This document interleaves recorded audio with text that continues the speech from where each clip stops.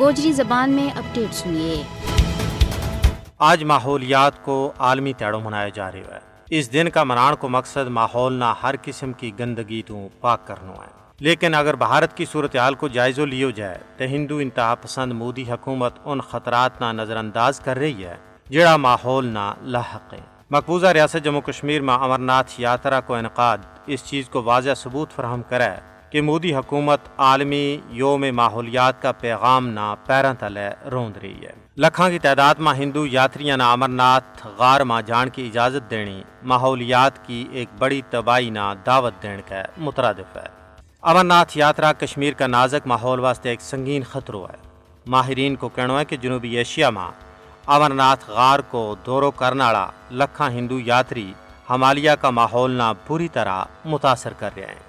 کشمیر کا ماحول واسطے نقصان دہ ہونے کے باوجود بھارت سالانہ بڑی ہندو یاترا نہ رچان پر بضد ہے۔ ہندوستان واسطے آج ماحولیات کو عالمی دن منان واسطے کچھ بھی نہیں ہے، کیونکہ اس کا بڑا شہرانہ آلودگی اور تعفن کی تباہ کن صورتحال کو سامنے ہے۔ عالمی سروے کے مطابق عہد حاضر میں بھارت کو دارالحکومت دہلی دنیا کو سب تو آلودہ دارالحکومت ہے۔ پوری دنیا اس کوشش میں لگی ہوئی ہے کہ دنیا کا ماحول نہ پاک کرنے واسطے عملی اقدامات کیا جائیں، لیکن بھارت دنیا کا ماحول نہ غلیظ کرنے کی کوششوں میں مصروف ہے۔